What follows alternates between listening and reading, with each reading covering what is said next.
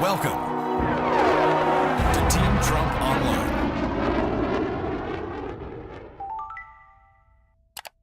I'm running for re-election to keep jobs at home, to put violent criminals behind bars, and to ensure the future belongs to America, not to China and other countries. If Biden wins, China wins. It's as simple as that. If we win, America wins. You know that. You've seen that. We built the greatest economy in the history of the world. Then now, we are very simply, we're doing it again, and we're on track to have the best year we've ever had next year. And I've spent the last 4 years bringing jobs back to our country. We never had so many jobs. Never forget, they're coming after me because I'm fighting for you. And they know my policies will lift America to new heights of national greatness like we've never seen before. And we will make America great again.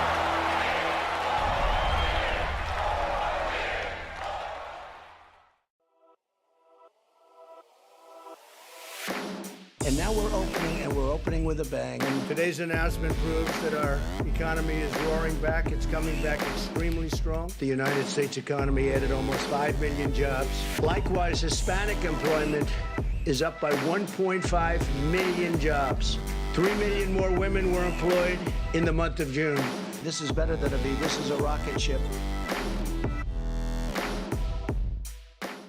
Joe Biden is an economic arsonist. That statement may sound shocking, but it's true.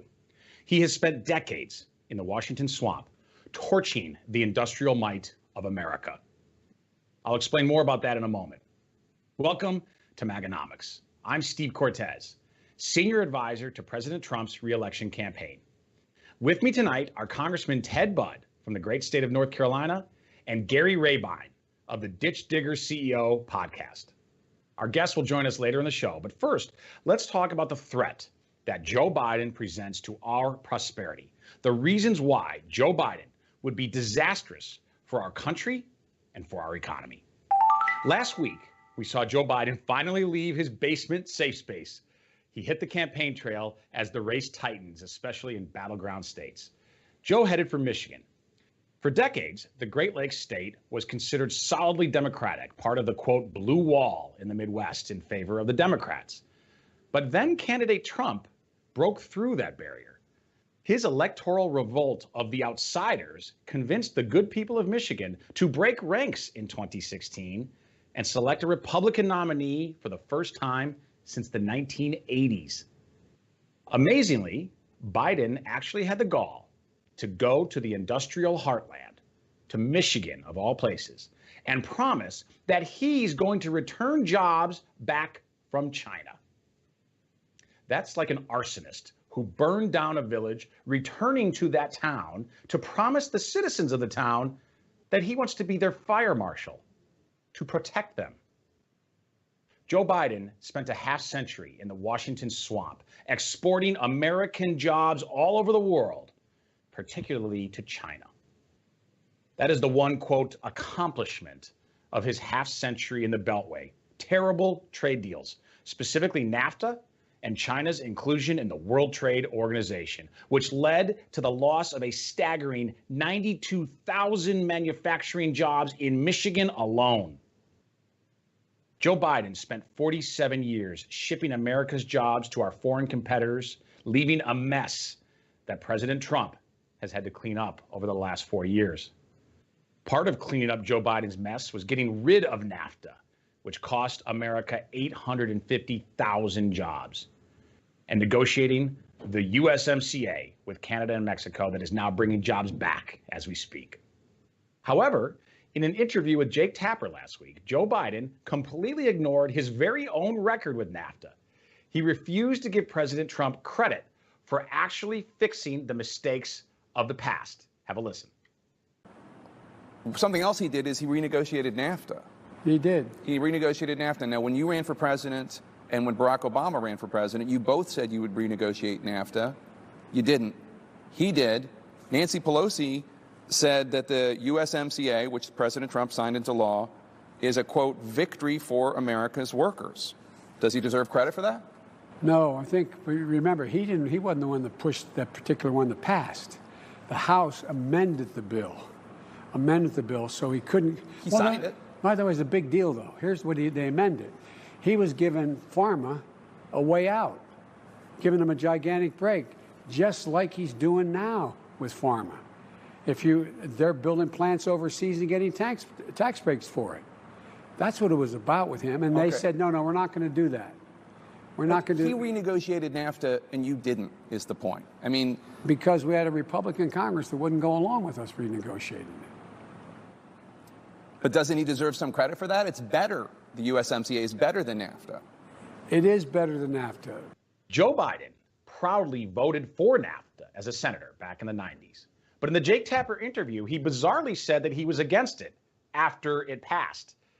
Biden had his John Kerry moment, asking the American people to pretend to believe that he was for NAFTA before he was against it. That's blatantly false. Joe Biden defended NAFTA for many years after its passage. Speaking of falsehoods, when Jake Tapper properly pressed Biden, inquiring why he did not fix NAFTA as vice president, Biden completely lied, claiming that he could not renegotiate the terrible treaty because of opposition from a GOP-controlled Congress. Well, Joe seldom lets the pesky facts get in the way. Here's the actual truth. For the first 2 years of the Obama-Biden administration, Democrats controlled both the House and the Senate. With total control of the federal government, they could have easily pushed through a New Deal with Canada and Mexico, but instead focused on Democrat agenda items like Obamacare. In fact, the Obama-Biden administration announced that they would not attempt to renegotiate NAFTA only 3 months into their first term. They had no interest in helping American workers. And I can tell you that has not changed since they left office. Meanwhile, in the past 4 years, President Trump has made historic progress in bringing jobs back to America and renegotiating bad trade deals with both foreign allies and adversaries. As I previously mentioned, look no further than the USMCA, possibly President Trump's biggest trade achievement so far. The USMCA is expected to bring 176,000 jobs back to the United States in a move that will revitalize manufacturing and industry.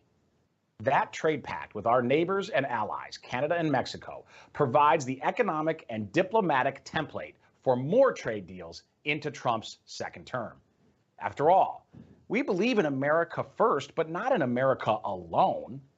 We can and should trade with the world. International commerce can benefit both sides of transactions when the playing field is level and the terms are fair and reciprocal. Unfortunately, before President Trump, successive U.S. administrations allowed China to abuse American workers. The Beijing regime manipulated America with the willing complicity of a lot of big business multinational CEOs and their Washington toadies like Joe Biden. China was not a trading partner, but rather a trade exploiter. Donald Trump recognized this iniquity and moved quickly as president to address it. President Trump levied tariffs on them, compelling new trade negotiations on terms that prioritize American workers and American products. In contrast, Joe Biden now promises to lift those trade sanctions without demanding any new concessions at all from the Chinese Communist Party. Just a party favor gift of sorts for the tyrants of the CCP from their good pal, Beijing Biden.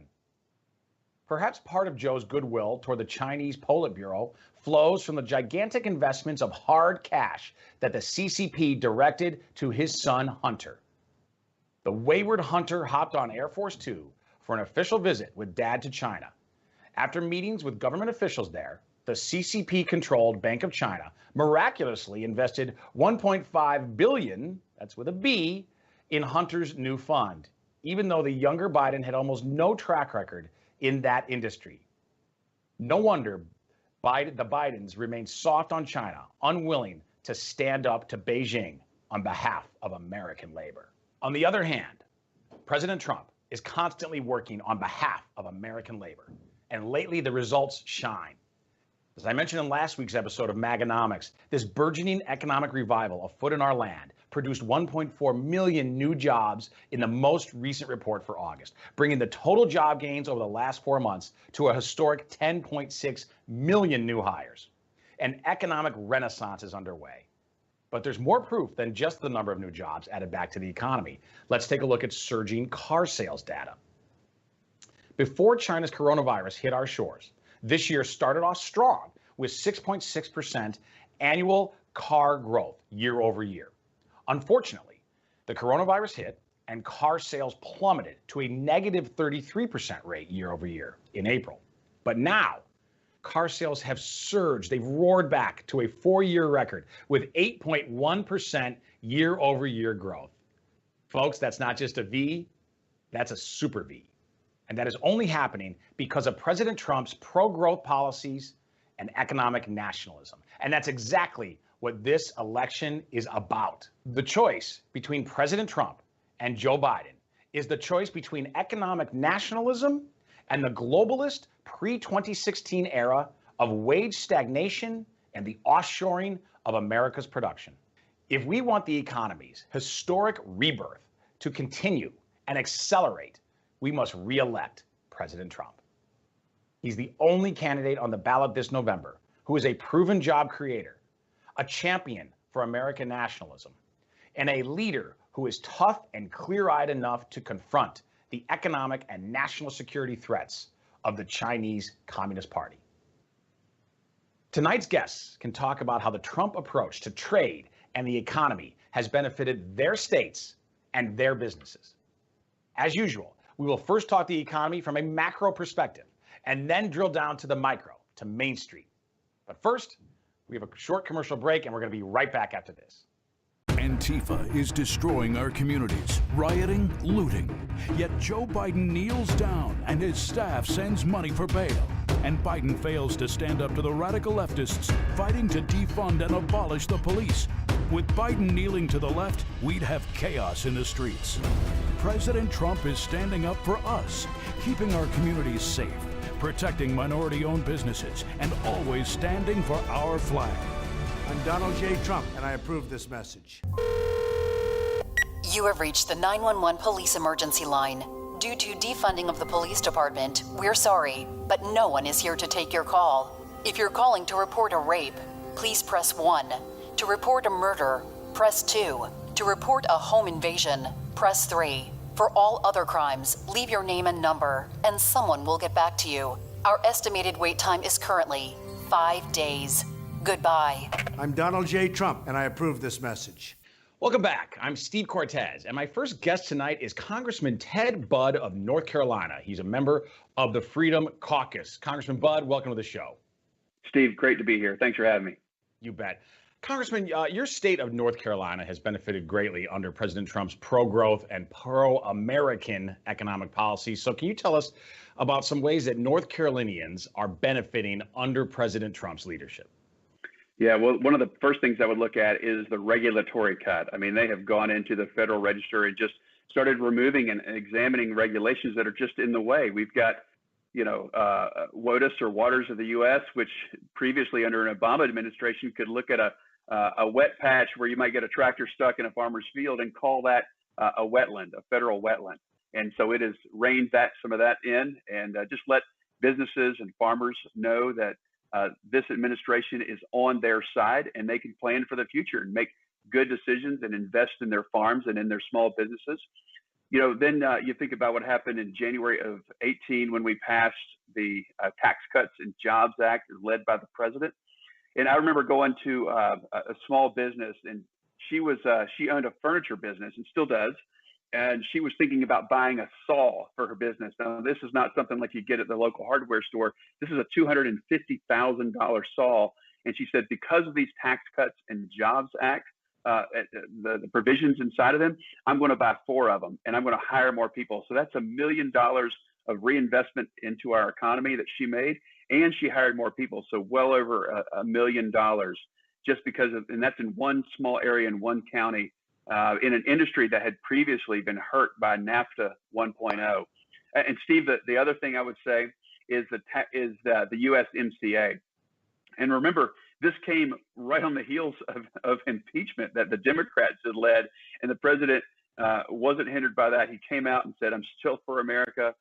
He had every reason to retreat, but he says, "I'm still going to help the American workers, and we're going to undo what NAFTA 1.0 did, and we're going to do the Usmca." That helped our farmers even more. I have one of the biggest dairy producing counties in North Carolina. And years ago, they had about 200 dairy farms in this one county. Iredell is just north of Charlotte. And now it's down to about 20. So about 10% of what it used to have. But because of the provisions with Canada, that we have increased the amount of dairy we can sell to Canada triple. So they can sell 3 times as much dairy product into Canada as before, which Canada had been very protectionistic. But the president and his team worked to open that back up. So this will be great for our farmers, and again, allow them to reinvest in their farms and in their local businesses. You know, I'm so glad you mentioned trade, Congressman, and I know North Carolina in a lot of ways was really harmed. You mentioned the furniture industry, dairy, obviously the textile business historically has been so important to the Carolinas, both north and south. And those are industries which were largely decimated by terrible trade deals all over the world. And you mentioned NAFTA, which of course, I really think Joe Biden has now had his John Kerry moment. And what I mean by that is he now claims that he was for NAFTA before he was against NAFTA. He also lied on CNN last week. He said that the reason he didn't fix NAFTA, because he claims he had turned on the treaty, and he said the reason he didn't fix it was because he didn't have there was a Republican Congress. Except the first 2 years of the Obama-Biden years, they had complete control, both houses of Congress, as well as the White House. So that tells me, Congressman, that they decided Joe Biden was clearly happy with the NAFTA agreement. And for that matter, his fingerprints have been all over every trade deal that has afflicted American workers for generations.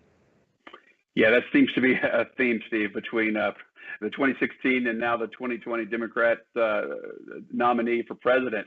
Is they were for something before they were against it, before they were for it. So it's quite confusing, and we understand the confusion this year with Biden, and it seems to get worse. And I don't think that's really the last policy gap that he's going to have before November. The Tax Cuts and Jobs Act, and you look at the USMCA, and you look at trade, and then you look at the decimation that we've had with COVID, which didn't have to be this bad. And you look at a lot of governors who have locked down their states. It's happened in my state here, unfortunately. Right. But one business, and you mentioned textiles, Steve, one business came to me and they were nearly in tears because they had this business. It was a multi-generation, small family business producing textiles in my district. And they were on the verge of having to close and lay off all of their employees. But because of the PPP, they realized that businesses are the best check writers in our country, much more efficient than government itself. Right. So they worked through businesses to get money in the hands of the American worker, and that's what they did. And she came to me and she says, "It's still hard, but our doors are open, and we didn't have to lay off one single employee because of the PPP." And I think that was a great plan. Right. Well, and look, here's the thing, regarding PPE and this economic renaissance, which is happening in the country right now, none of us, we're not being Pollyannas. We know that all is not well. There is still, understandably, a lot of anxiety out there. We are not back to the heights of the Trump boom that we enjoyed in the early part of this year. But nonetheless, I think it's important for us, Congressman, to recognize the progress we have made and the rapid rise the American economy is showing. It's not just a V, as the president often now says, it's a super V. And the data show us that. If we look at things, I spent 25 years on Wall Street, so I'm a bit of a data geek. I really follow these economic numbers extremely closely. And the latest numbers are just nothing short of astounding. When you look at home sales, for example, July was the biggest month for home sales in American history. Car sales rose to a 4-year high. And of course, the jobs come back. The latest jobs report that we received for August showed 1.4 million jobs added in that month alone, bringing the total to over 10 million new jobs over the last 4 months. And by the way, not just jobs, but quality jobs, because the wage increase number to me was perhaps the best news within that jobs report. It showed a 4.7% annual year-over-year wage growth number. So to me, there are a lot of reasons, solid data-driven reasons to be optimistic here. Can you share with us, what did President Trump do and what did you Republicans do to encourage and to create the conditions for this kind of rapid recovery for our economy out of the lows that were created by the China virus? Yeah, absolutely. I think, and when you talk about data, that really gets me excited. Steve, when you look at numbers and you look at like the 1.4 million jobs that were created in August, You have to put those in context. A regular month, a good month, we would add a couple of 100,000 jobs and we would celebrate. We're doing 10 times that per month. And remember, we went into a really deep V because of the coronavirus, and we probably needed to do that early on. But now we realize, hey, look, we got a handle on this. We can come back out. We know how to social distance. We know how to wear our personal protective equipment. We know how to wash our hands. Let people decide, and let's push towards reopening. Let's get money in the hands of businesses because they're the most efficient. And let's keep these things open because we don't want to have to just restart the economy. But we're seeing 10 million jobs added, and that's since the last 4 months. That's unprecedented. And I talked to a realtor just last night, sells homes in the $200,000 range. He says you just can't find any homes now because there's such a strong demand for regular working people to have a home that they're paying over the listing price in regular blue collar neighborhoods. And this is fantastic. And this is the kind of American comeback that we want. Unfortunately, it happened on the heels of COVID, but we're headed in a great direction. And again, over 10 million jobs and more to come. And I think 2021, with the right president, with President Trump in place, that we're going to have an even stronger economy than we had at the end of 2019. No, I agree. With the momentum that we have right now in this country, both the sentiment that's out there, the confidence that we can do this, as well as, as we're talking about the hard data on the ground that show us the trajectory of this economy right now. If we reelect President Trump, I really firmly believe that 2021 could be the greatest economic year in American history. And I don't think that's an exaggeration to project that out. But I want to also ask you about a topic that I know you're passionate about, and this has an economic component to it, and that is the left-wing violence that we've seen in a lot of our cities all over the place. And I say it's got an economic component because, for instance, in my hometown of Chicago, Michigan Avenue, which is the premier shopping district, because of the rioting and looting that has gone on, a lot of those very high-end stores, wonderful restaurants are still to this day boarded up. And when you think about what that does to an economy, what that does to the jobs market in Chicago, to the tax base, all of that, there's of course a safety component, which is most important to the rioting, but there's also an economic component when these entire neighborhoods are burned to the ground and destroyed in these Democrat-run cities across America. So tell us, Congressman Budd, what do you and President Trump and the Republicans want to do to combat this kind of senseless violence across our country? Absolutely, Steve. So the main thing is to remember that we are for law and order. We are for safety and security. We want people not to fear going outside, one for their health, and the other is for their physical safety. We want to bring criminals to justice. And when there is a very rare aberration inside law enforcement, which is, of course, tragic, maybe like we saw with George Floyd and some other cases, we need to let that investigation play out.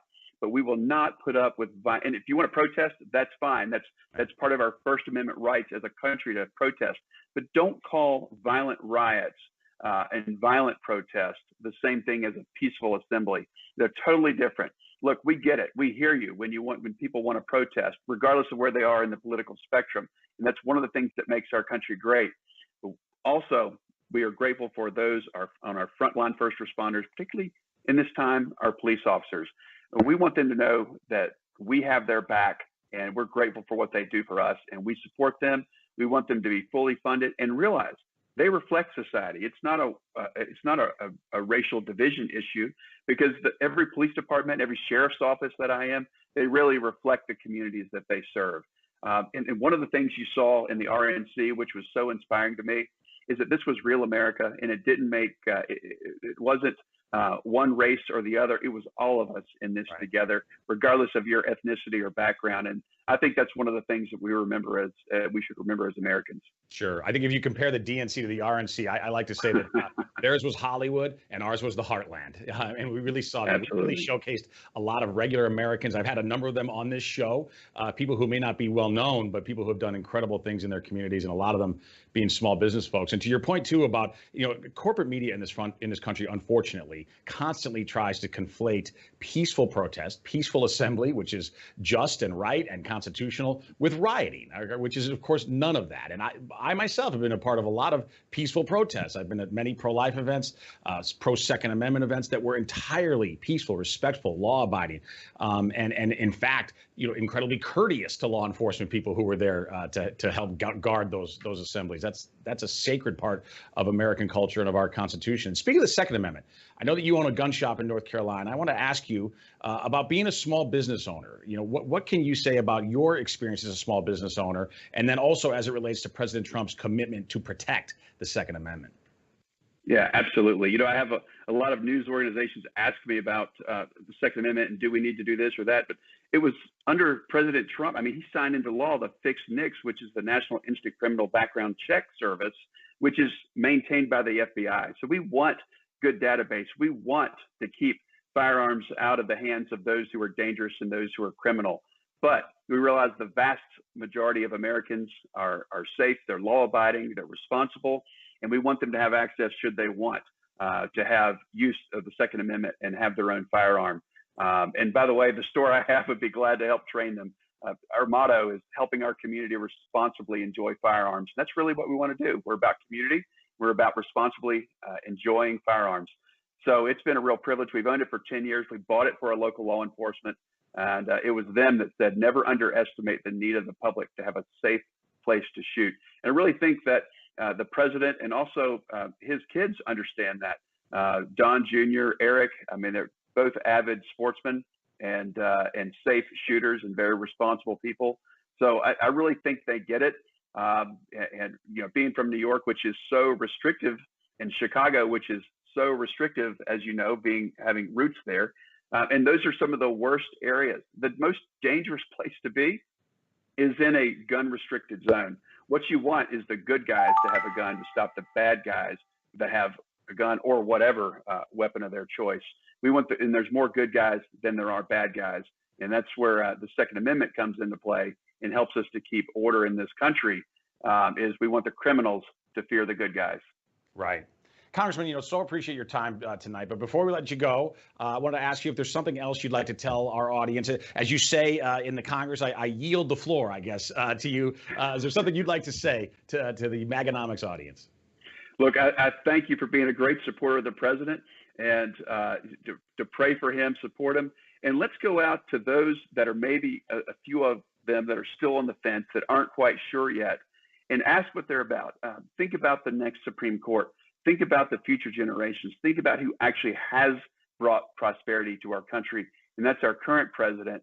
And we got to separate style. Not everybody loves his style. I happen to really like him. I get him. I know him, and I appreciate him. But you got to look at what he's done for our country, and I just think it's been phenomenal, and we need to give him another 4 years. Congressman Ted Budd, thank you so much. Folks, we'll be right back after this. Thank you. We know you want to give Donald Trump 4 more years to fight for you in Washington, but he isn't just up against Joe Biden. He's up against the Democrat fundraising machine, and he needs all the help he can get. Don't just assume because his opponent hasn't completed a single sentence that this campaign is over. Crazy things happen, like this woman becoming Speaker of the House. Support the president today by texting Trump to 88022. Donald Trump is counting on every single one of his supporters to text Trump to 88022 now. I'm Donald Trump, and I approve this message. Joe Biden has embraced the policies of the radical left. Trillions in new taxes, crushing middle-class families. If you elect me, your taxes are going to be raised, not cut. Amnesty for 11 million illegal immigrants. Citizenship for 11 million undocumented folks. Reducing police funding. Yes, absolutely. The radical left has taken over Joe Biden and the Democratic Party. Don't let them take over America. I'm Donald J. Trump, and I approve this message. Welcome back to MAGAnomics. I'm Steve Cortez, and I'm joined now by successful entrepreneur Gary Rabine, owner of a lot of businesses and the broadcaster of the Ditch Digger CEO podcast. Gary, thanks for taking the time to join us tonight. Hey, thank you, Steve. I really appreciate being here. You bet. So, Gary, you like me, you're from the Midwest. So if anybody knows the area well, formerly known as the Rust Belt, it's you. President Trump won the Upper Midwest in 2016 by promising to bring manufacturing jobs back, and he's accomplished exactly that, particularly pre-China virus. But I want to ask you, since you're from there, What have you seen firsthand in the Midwest? How have President Trump's policies helped Americans on the ground, specifically in the industrial heartland? Yeah, so we saw, amazing difference when the Obama administration was in office. Our customers were kind of holding back from spending. We run 10 companies that do maintenance for facilities, Midwestern and all across the country, but Midwest kind of heavy. Pavement, rehabilitation, roofing maintenance, door and dock maintenance, and this kind of stuff for big facilities owners. So what we saw was our customers spending just enough to maintain, but not going above and investing further in their properties as much as they usually would through the administration of Obama and Biden. Well, Trump got in office and passed his new tax plan, and man, the floodgates opened up. Our customers, manufacturing, retail, distribution, began spending like they hadn't spent in decades. So our business, as well as anybody in our space, saw opportunity like never before. So for me, it was just a stark difference that 12 months made, even, right, from the time that he took office. Now, this what people are calling a pandemic is being treated in our state, in Illinois, pretty bad, in my opinion, right? We've shut down business all over. We see business across the country because we work in every state in the country. Illinois and New York, some of our states that we do a lot of work in, are suffering now, kind of like when the Obama administration was in place. Right. People aren't spending as much. They're holding back on spending again, in fear of what's ahead, as far as how long do we shut down these states like Illinois, right? Right. I want to ask you about that aspect, Gary, because I think this is so important. The really unfair and unneeded restrictions, which a lot of Democratic mayors and governors around the country are inflicting upon American society. Really, it's not just the economy, but obviously the economy is a huge part of that. Because lately we've seen, and I've talked about a lot on this show, the economic data lately has been unbelievably surprising and optimistic to the upside. I mean, it really, the hard data on the ground shows us, whether you're looking at jobs or car sales or home sales, industrial production, you name it, that this economy is roaring back to life. But it's doing it to some degree, Gary, with one hand. We're fighting with one hand tied behind our back. And I say that because the places you mentioned, unfortunately, a lot of the coastal governors, as well as Pritzker in Illinois, these governors are punishing the economy, not for reasons of health or science, but for reasons of politics. And that tells me that post-election, if President Trump wins, when he wins into a second term, as these unfair restrictions, unneeded restrictions start to get eased up, this economy can just totally roar. Your thoughts on that topic, particularly since you're somebody who does business in multiple states? Yeah, so for me, I am a crazy entrepreneur. People say I'm nuts. I've started 25 companies in the last 20 years, and I have a lot of fun developing leaders. So not only do I have these fun companies that we're part of, but today it's 10 companies that we actually own and operate. But for me, I have a blast mentoring leaders. I have a blast talking about entrepreneurship, because I believe it's the only way we save our country, our state of Illinois, number one, and our country as well. I mean, Trump has done amazing things to bring business back to our country like never before, right? And so for me, I look at Illinois as a microcosm of what could be. When I say, Pritzker is ruining our economy. I've got many friends. I mentor a lot of people in business because I have this thing called True Mentors also. It's a nonprofit. We have a bunch of small business minded people that either are small business owners, want to be small business owners, or leaders in business. And so we mentor them with CEOs across the Chicagoland area. We have a blast with it. But what we're seeing is some of our friends in small businesses are losing their businesses. Some of them are actually not so small even, right? Some of our friends that are running nice mid-sized businesses are closing their doors now. When I say this, it's sickening to watch when it's not necessary. Right. So again, I believe that we got to get our state back to work as well as our country. I mean, our country overall, like you're saying, is coming back strong. But we have these lockdown areas like Illinois, New York, and others that I believe are really hurting our economy overall. It could be a crazy economy right now, in my opinion. Instead, we're kind of stumbling along as a country, while states like Illinois are just dying and killing business in many ways. Right. No, listen, I think the economic comeback right now, again, is incredibly encouraging. That's not just my opinion. That's what the data tell me.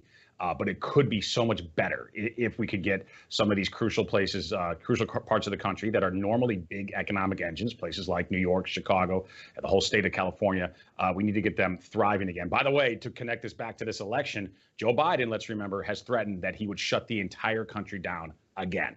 He said that on the record. He's now trying, as he often does, to weasel around it and say, well, I didn't really mean what I said. But I think we know where he stands. He would in the snap of a finger, if he thought it were expedient, shut this country down again. And President Trump, of course, says that is absolutely not happening. We know how to handle the risks of the virus. We know how to mitigate it. Lots of places in this country are doing it really, really effectively. Red states, that are thriving. But I want to ask about you, Gary, because, you mentioned how many companies you've started. You really are, we could call you a serial entrepreneur, much better than being a serial killer, right, Gary?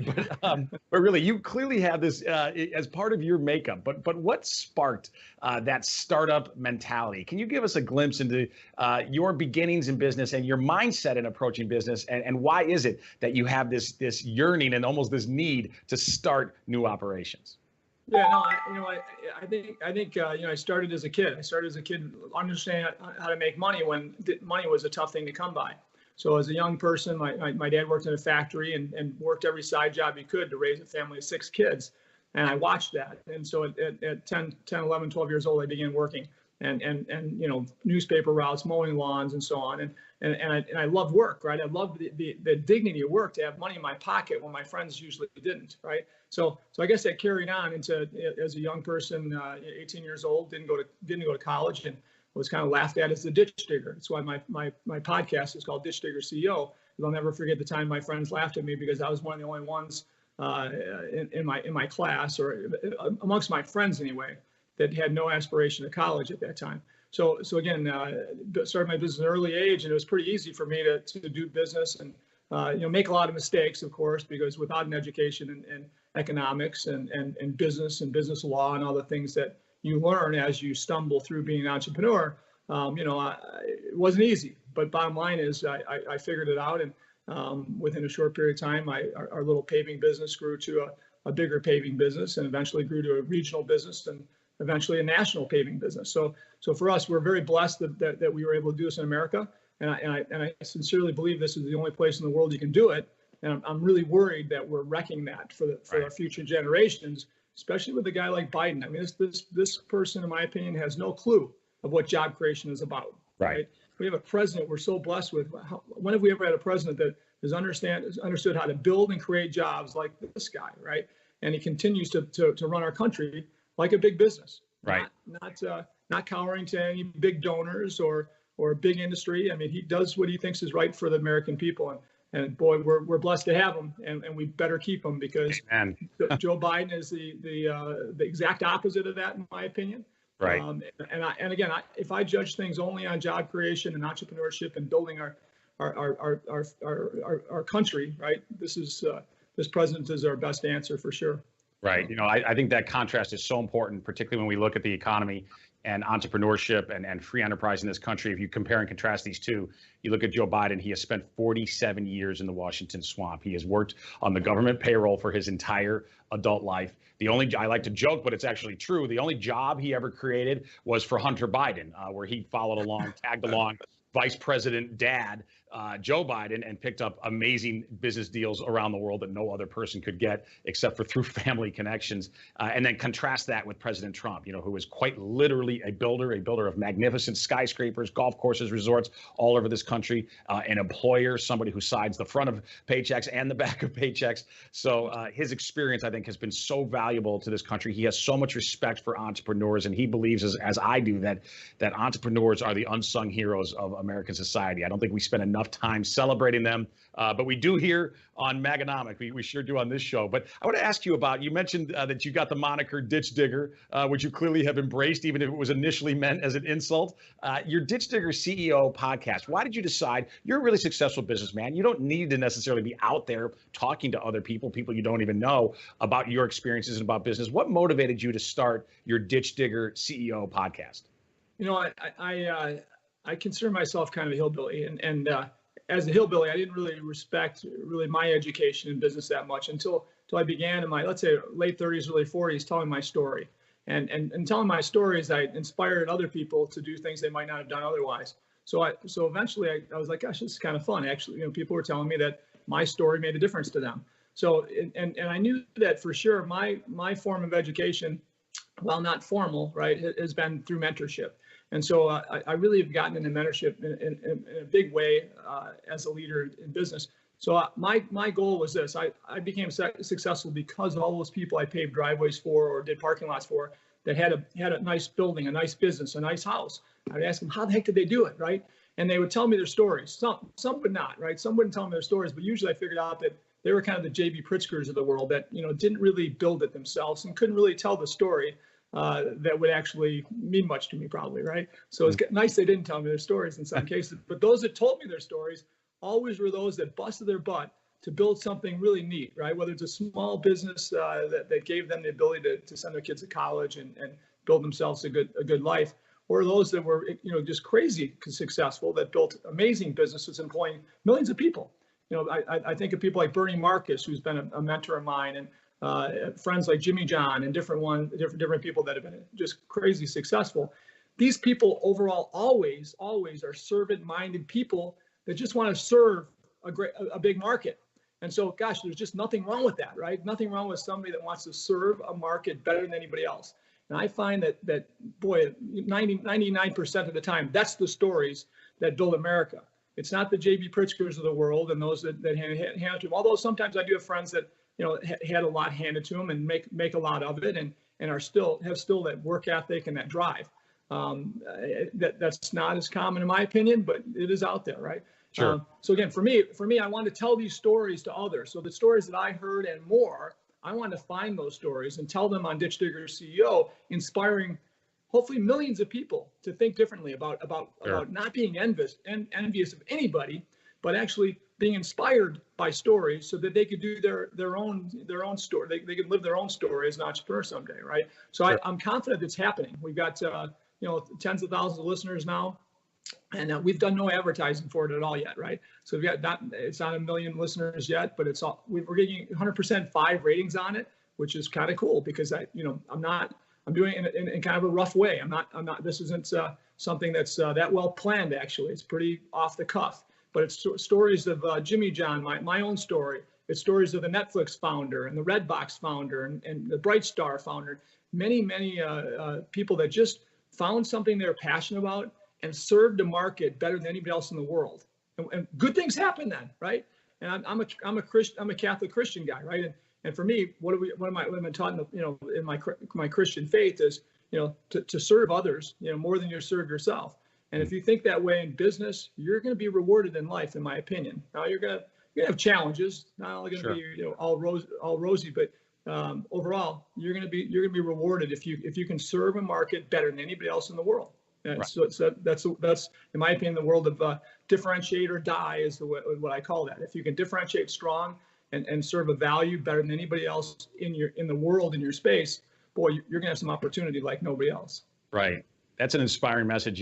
Gary, I once had a really successful entrepreneur tell me, he said, the best business book in the world is the Holy Bible, that those principles work not just for your spiritual life, but they also work for enterprise, to your point of an attitude of service of others and selflessness. And those principles obviously carry through to successful entrepreneurs. And, I want to ask you about, the ditch digger aspect, because your approach, it seems like in many ways you kind of channel Mike Rowe from of Dirty Jobs fame, that you are very focused on the non-glamorous businesses, places that the kinds of activities which maybe aren't sexy, but can be really, really rewarding financially and otherwise. Is that true? Yeah, you know what? I started out, I was blessed to start out in the non-glamorous businesses, right?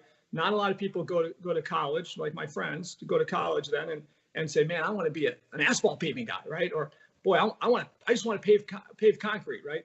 It's not, or do roofing or doors and docks, right? These are things that are sexy and exciting to most. So the blessing of that really, Steve, is that, we've been able to figure out ways to bring technology into these dirty spaces. And so our technology has really driven our growth and our success in many aspects. So what's fun is, take the dirty businesses, add technology, and boy, you can be in a place like nobody else, because it's not that common that people are paving parking lots and saying, man, how do we use AI? How do we use drones? How do we use satellite imagery to do this better for our customers? And so we do all that today better than anybody else in the world. And so that's been a big deliverer of success for us. We use drones and artificial intelligence to assess pavements all over the country. And now my son's looking at building all over the world.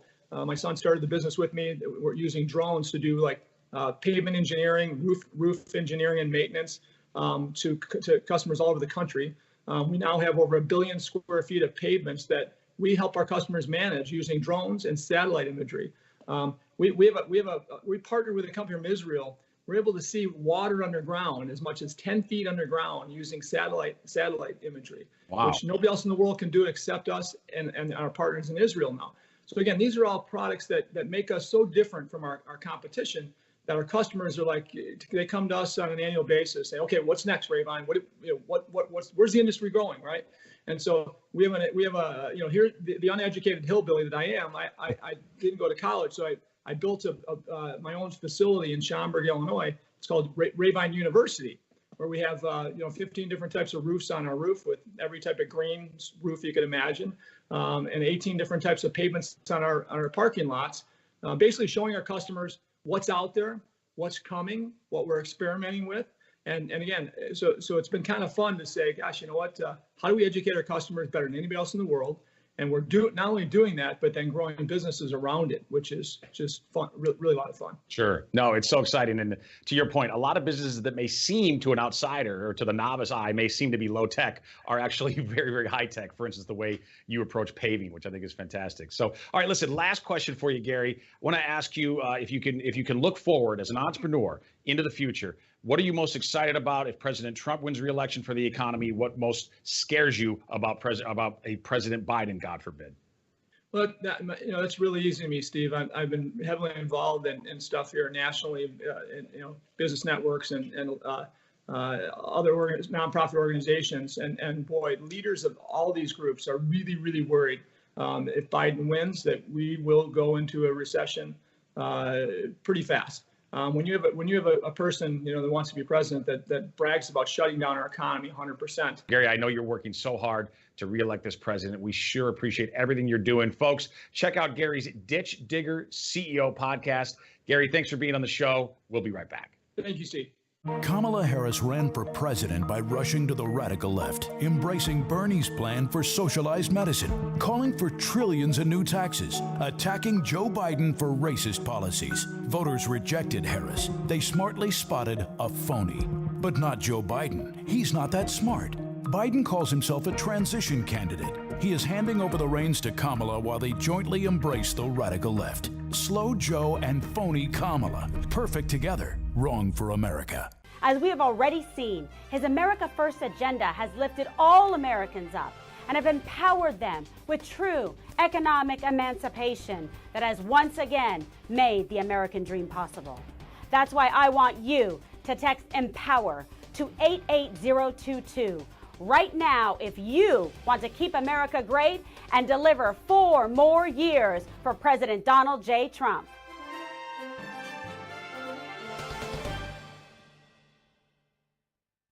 Welcome back. We need your help to defend our country against Joe Biden and the radical Democrats. The stakes could not be any higher this November, folks. We need all the patriots at home watching right now to join our fight to re-elect President Donald J. Trump. Here's how you can get involved. Download the new groundbreaking Trump 2020 app. It's now available on Apple and Android. To stay in contact with us, please text Trump to 88022. That's Trump to 88022. If you or your friends, family, or neighbors want to be involved in our fight to re-elect President Donald J. Trump, please visit armyfortrump.com to sign up. Follow me, please, on social media at Cortez Steve, Cortez with an S on Twitter. I want to thank our amazing guests today, Congressman Ted Budd and entrepreneur Gary Rabine, for joining us. And a special thank you to all of our amazing supporters watching at home. We'll see you again next time on MAGAnomics.